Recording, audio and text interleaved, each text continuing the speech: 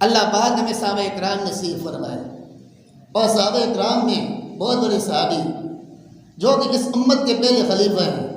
حضرت سیدنا ابو بکر صدیق رضی اللہ تعالیٰ عنہ، جن کی وفات کا دن 22 جمادی الثانی۔ حضرت ابو بکر صدیق رضی اللہ تعالیٰ عنہ نے اسی مشرق کے متعلق ان کی ایک بات بیان کرتا ہوں، پھر باقی انشاءاللہ آئندہ جمعے، کہ حضرت ابو بکر صدیق رضی اللہ تعالیٰ عنہ نے قرآن مجید کے اکٹھا کرنے کے بارے میں صحابہ اکرام سے مشورہ لیا کہ یہ جو قرآن مجید ہمارے پاس موجود ہے، یہ ایک جنگ ہوئی جس کو جنگ یمامہ کہتے ہیں۔ مسلمہ کذاب ایک گزرا ہے جو جس نے نبوت کا دعویٰ کیا تھا، اس کے خلاف جنگ ہوئی ابو بکر صدیق رضی اللہ کے زمانے میں، تو کئی صحابہ اکرام اور کئی حفاظ و قراء وہاں شہید ہو گئے۔ قرآن مجید ختم ہونے کا خطرہ تھا۔ حضرت عمر فاروق رضی اللہ تعالیٰ نے حضرت ابو بکر صدیق رضی اللہ تعالیٰ سے عرض کیا قرآن مجید کو جمع کرو، اور لوگوں کی سینوں سے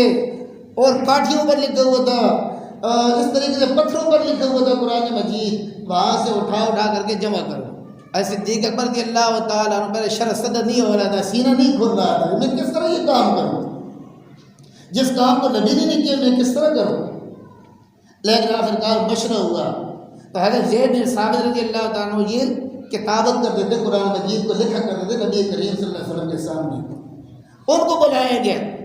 ان کو کہا گیا کہ فلاں جگہ سے لوگوں سے قرآن مجید کی جتنی بھی چیزیں اکٹھے کرو، کوئی قرآن کیسا کسی کے پاس، کوئی قرآن کیسا کسی کے پاس، کوئی قرآن کیسا کسی کے پاس تھا، وہ اکٹھا کیا گیا۔ اکٹھے کرنے کے بعد